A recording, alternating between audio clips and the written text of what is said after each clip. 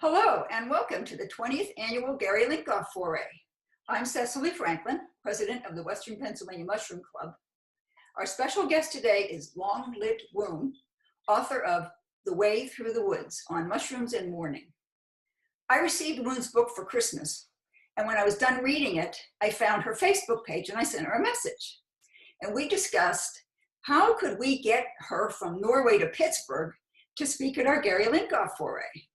And I think we could have gotten her as far as New York City, but I don't think she wanted to take the megabus to Pittsburgh all day the way Gary always did. So we gave up pretty quickly on that idea. But then COVID came along and changed everything. And Woon contacted me again to see if we could do something virtual. And after that, things fell into place with the help of a grant from Norla, which is Norwegian Literature Abroad. And now Woon is here after all. So Woon, welcome to the 20th Annual Gary Lincoff Foray. Oh, thank you so much, Cecily. I'm so honored and I'm so happy to be with all of you. Thank you. Now, like most of our members, you were a friend of Gary, and we're going to talk about him a lot today. But first, we need to go back to the beginning. You actually grew up in Malaysia, but you're now in Norway. So how did that happen? Well, when I was 18, I applied for a scholarship and I came to Norway as an exchange student. So I was just, supposed to stay here for 1 year, live with a Norwegian family, go to a Norwegian school, and just be here for a year. But then, things don't always go as planned. And I met the young man who became my husband, a Norwegian, Eyolf Olsen, whom I write about in this book. So that's how I'm here. Okay. So what made you decide to sign up for a beginner's mushroom class? Okay, maybe I have to backtrack a bit because this young man whom I talked about, we got married and we were together for 32 years. And one fine day, he passed away very, very suddenly. And I was, in deep sorrow and grieving and was having a very hard time. And of course, all good friends would make suggestions, and somebody, I cannot remember whom, suggested that I sign up for a mushroom course and beginner's mushroom course. And this was something Eyolf, my husband, and I had talked about doing and never got around to. So I thought, hey, why not, And I did that, and what can I say? I was saved by mushrooms. Yay! Hence the book. Yeah. So who offered this course, and what did they teach you? Yeah. So mushrooming is very organized in Norway, and there are local chapters of what it's called the Fungi and Edible Plant Society. So it's not just mushrooms, it's also edible wild plants. And so I live here in Oslo, and every fall there's always a beginner's class, and there are, intermediate classes and advanced classes and all that. Anyway, so I signed up for the beginner's course, and the beginner's course is very simple. It's I think it's like 6 times, and the first time they show you some mushrooms and you get to smell the mushrooms and you get to learn. Basically, the course teaches you 15 mushrooms, the most poisonous ones and the most popular edible ones. But the second class is already a field trip. So we get out into the forest very early in the trip, in the course. Yeah.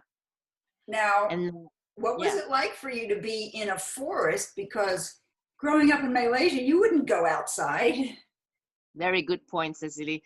I mean, yeah. So and the Norwegian forest is very different from a Malaysian jungle. In the Malaysian jungle, you do not, go foraging there because it's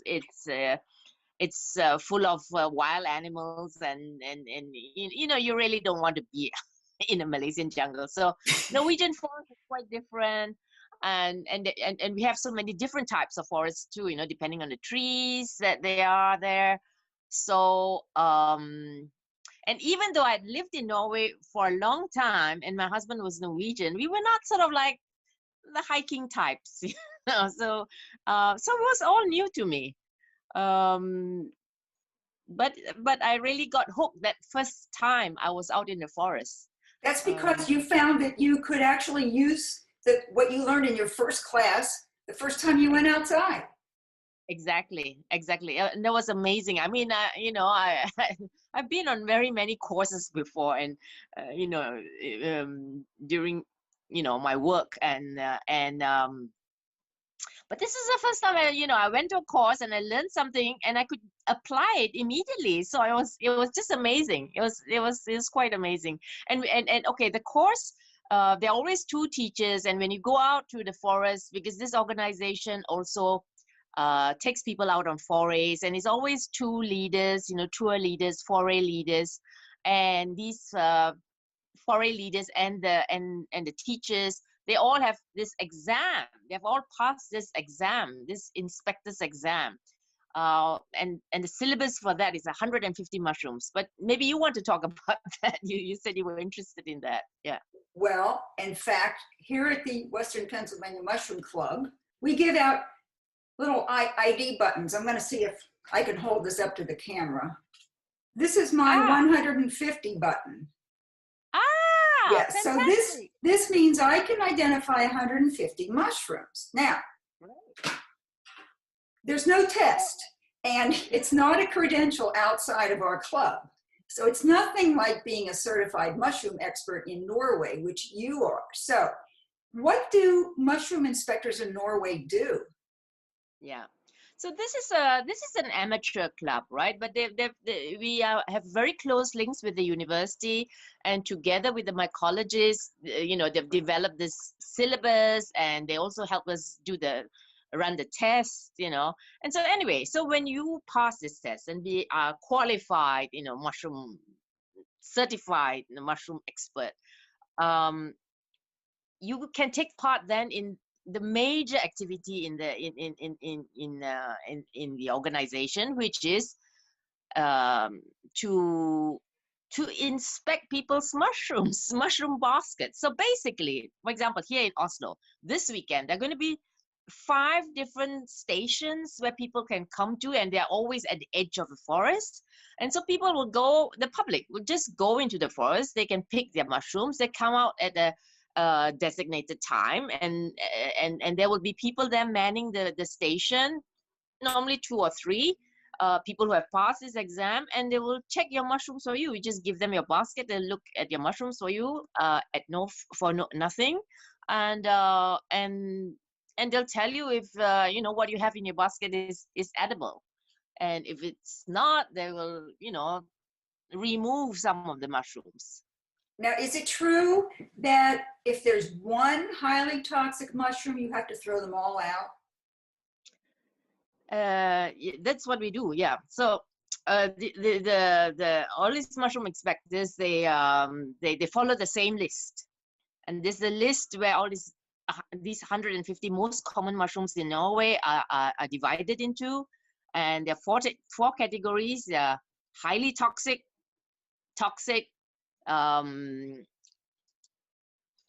not really edible, and edible mushrooms. And this is something which we talk a lot about, and these mushrooms are always changing categories, but the highly toxic are always highly toxic. And currently there are 8 mushrooms in this highly toxic category. And if you have mixed your mushrooms, and we find one highly toxic mushroom, like the Amanita phalloides, the Amanita virosa, then we would recommend that you throw away everything. That's why we ask people always to separate their mushrooms, separate the different species in little bags, or so they don't mix everything up. Okay, tell us, what was the test like? Was it scary? Yeah, of course I was very nervous, and a lot of people fail that test. They always, anyway. So basically, when you take that test, you go in. It's a practical exam. It's not a theoretical exam. It's a practical exam. You go into this room. There's this long buffet, with little paper plates, and on these paper plates are different mushroom species. And then the examiner will bring a plate and you look at the mushroom, you can check it, you can turn it around, you can smell it, and then you tell them what it is.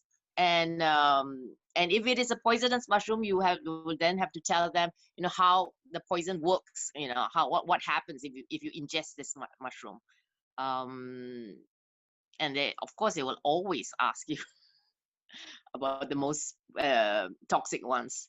And if you don't if you are not able to identify one of the toxic ones, even though it's one of the first mushrooms you are given, you are just sent out of the room. You don't have to continue the rest of the exam.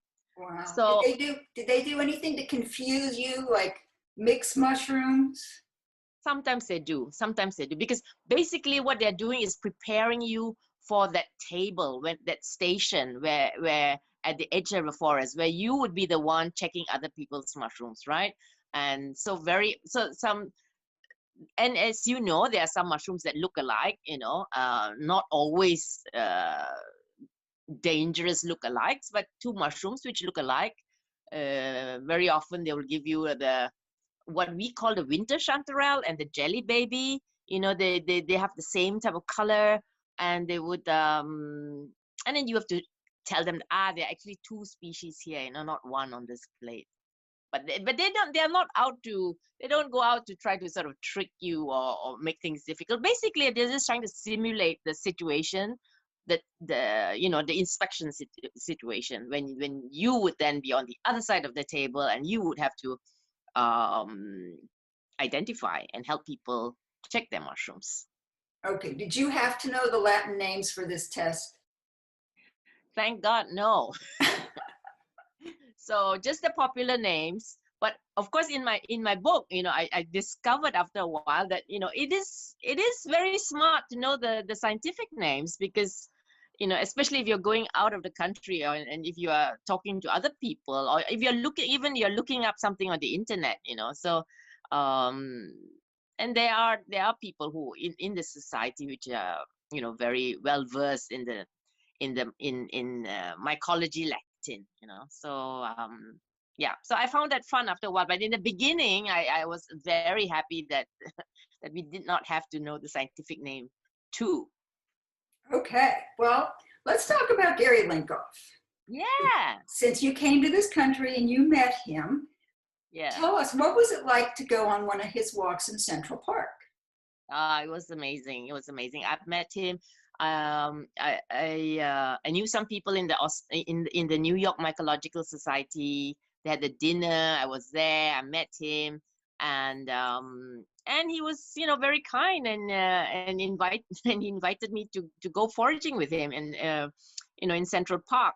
I don't know, maybe it was like the next day or something like that. So anyway, it was very private, just a few of us, and he just came out of his apartment, and we went foraging, and it was like it was amazing because he knew that park very, very well. He knew where to go, and he would, of course, not only tell, he had a running commentary. You're walking and he would be pointing here and pointing there and telling you not only about the mushrooms but also about the different plants, and we found stuff, and then we'll tell you about things that have not that would appear later, or things that had appeared earlier. So he knew that very well. Yeah. Well, tell us about the time you were confronted by a park ranger. What happened? Yeah, so we were in Central Park, and there are park rangers in Central Park, and you're actually not allowed to forage in Central Park. But this guy came up to us, and he saw, we had baskets, right? So he asked, what is it that you have in your basket? And of course, Gary just told him the different mushrooms we had and what you could use them for and things like that. And anyway, this park ranger just smiled and said, okay, I've done my duty, and he just left us. But I hear that they are not so nice these days, that now actually you could get a fine if you forage in Central Park, which is not nice for for people who are interested in it, because the New York Mycological Society actually has a scientific project in Central Park where they record the different types of mushrooms that they find, and they have found a lot, several hundred species in Central Park itself. Okay, now you also had an experience with Gary at the Telluride Festival in Colorado, and Yeah. you found something and he got excited. What was that? Well, yeah, I was very lucky. I went to the Telluride Mushroom Festival, which is crazy, as those of you who have been there would know. And so it was on one of these forays. I was resting. We had walked a lot, picked a lot of different things. Gary had told us about, everything we had found. And I was resting, and then suddenly I saw what looked like a bolete, so I thought it was just a normal bolete, so I just picked it, and I thought it looked a bit strange. It didn't look like what boletes normally look like, king boletes, and Gary, I showed it to Gary, and he just screamed and did a little dance, and so everybody was interested in this. And there were scientific people with us too, and I found two, and they managed to convince me to donate one of them, for science. And so they took it, and they were not sure what it was. And the reason why everybody was excited was, okay, number one, they were like, is this a new species? So they asked me, what's your name? I didn't know why they wanted my name. They said, oh, if it's a new species, well, it could be named after you. I said, oh, wow. And it turned out that this was Barosi. So it's not a new species. It's just never been found so high up in the Colorado mountains before. So it was still, it was still a historic moment, a mycologically historic moment. And Gary talked about it at the end of the festival when he gave his summary of the highlights of the Telluride Mushroom Festival that year. So very exciting. Yeah. Okay, yeah. So now you do a lot of cooking of Yes, mushrooms and eating, and we already know from your book that your favorite is the morel. Yes. But what are some of your other favorites, and what's the best way to cook them? Well, I'm very practical, so it depends on what I find. But one, I really love the agaricus, the various species of agaricus that you can find. It's because I live in a city. I don't really have to go into the forest. I can just go into the park next to where I live and just pick my dinner. So that's easy. And of course the in my mind the best agaricus is the Augustus, the prince. Do you have that where you are? I don't know. I'll have to find out. Okay. Agaricus Augustus. We call the prince, and that is really special. But otherwise, the normal agaricus, they're just so much better than what you find in the shop, in the supermarket. What do I like to do? Well, different things, but here in Norway, in Mushroom Society, I'm not sure whether you do that. We do not, when we fry the mushrooms, we do not put the butter in immediately, the fat in immediately. We try to get the liquid, whatever liquid there is in the mushroom, to evaporate first before we put the fat in. Do you do that? We should, because otherwise you just end up boiling them. Exactly. So actually very low heat, and you can see this liquid coming out immediately, and only when it's gone that you put in the fat, and then you can sort of fry it up, and then you can get little crispy edges, and it will caramelize. And so basically you just need time.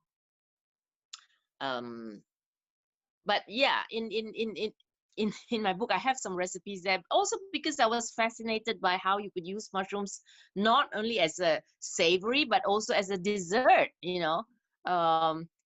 we are just used to thinking about mushrooms as, you know, something you put salt and pepper on, but some mushrooms are very fruity in taste.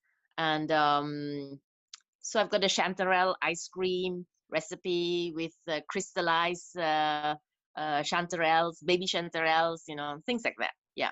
Yeah. Or you can make a panna cotta, you know. Yeah.